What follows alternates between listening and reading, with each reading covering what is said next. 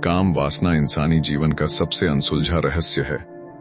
यह इतना गहरा और जटिल है कि न तो अनपढ़ पर भरोसा किया जा सकता है, न ही पढ़े लिखे पर। शिक्षक, डॉक्टर, वकील, इंजीनियर, नेता, अभिनेता, यहां तक कि कुछ मामलों में न्याय देने वाले जज तक पर इसके आरोप लगे। कई बार तो ऐसा भी देखा गया है, एक व्यक्ति जो समाज के लिए ईमानदारी से काम करता है, गरीबों की मदद करता है, लोग उसे आदर्श मानते हैं, लेकिन उसी व्यक्ति का नाम भी काम वासना के आरोपों में आ जाता है।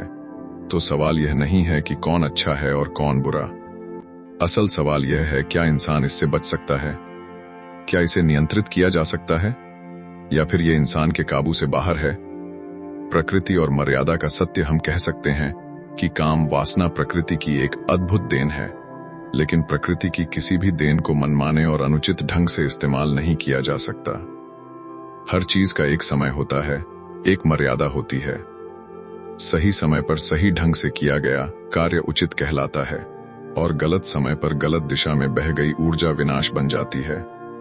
मन ही केंद्र है। अगर इंसान के शरीर की बात करें, हाथ, पैर, आंख, अंगुली, मुंह, नाक, कान, ये सभी अंग तभी तक महत्वपूर्ण हैं जब तक ये काम कर रहे हैं। ये अपने आप कुछ नहीं करते, इनसे काम करवाया जाता है, और जो काम करवाता है वह है दिमाग, जिसे हम मन कहते हैं। मन आदेश देता है और शरीर पालन करता है। देखने से विचार तक हम रोज हजारों चीजें देखते हैं, लेकिन हर दृश्य मन में नहीं रुकता। कुछ तस्वीरें मन तुरंत डिलीट कर देता है, और कुछ तस्वीरें मन अपने भीतर कैद कर लेता है। जिन तस्वीरों को मन संभाल कर रखता है, उन पर चिंतन होता है। अगर चिंतन सकारात्मक है तो कर्म भी सकारात्मक होता है। अगर चिंतन नकारात्मक है तो कर्म भी विकृत हो जाता है। अगर किसी स्त्री या पुरुष की नकारात्मक, कामुक तस्वीर मन में बस गई तो वही तस्वीर बार बार उभरेगी, और वहीं से काम वासना शरीर में उठेगी। अब असली प्रश्न, अगर मन में काम वासना उठ रही है तो उसे दबाया जाए, लड़कर हटाया जाए, या शांत किया जाए? इसी प्रश्न का उत्तर हमें बुद्ध की एक छोटी सी कथा में मिलता है। बुद्ध की कहानी को वायरल स्टोरी। जब भी मन में बार बार काम वासना उठती है तो इंसान खुद से लड़ने लगता है। कोई इसे पाप कहता है, कोई इसे शर्म मानता है, और कोई जोर से दबाने की कोशिश करता है। लेकिन बुद्ध कहते हैं, जिससे तुम लड़ते हो वही और ताकतवर हो जाता है। एक बार एक युवक बुद्ध के पास आया। उसने सिर झुकाकर कहा, भंते, मेरे मन में बार बार काम वासना उठती है, मैं इससे मुक्त होना चाहता हूं। बुद्ध ने जमीन से एक सूखी लकड़ी उठाई और पूछा, अगर इस लकड़ी में आग लग जाए तो क्या तुम आग को गालियां दोगे या लकड़ी को अलग कर दोगे? युवक चुप हो गया। बुद्ध बोले, वासना आग नहीं है, वासना तो लकड़ी है।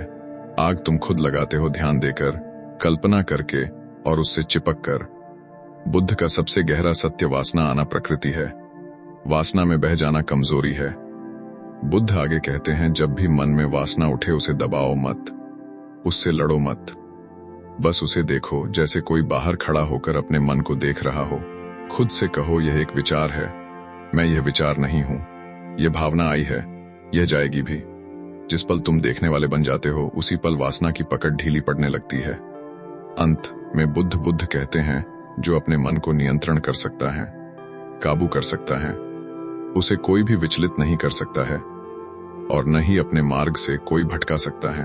वासना को हटाने की कोशिश मत करो, उसे समझो, क्योंकि समझ आग को पानी बना देती है। अगर यह कथा आपके मन को छू गई हो तो इसे जरूर शेयर करें, क्योंकि शायद कोई और भी आज इसी संघर्ष से गुजर रहा हो। धन्यवाद।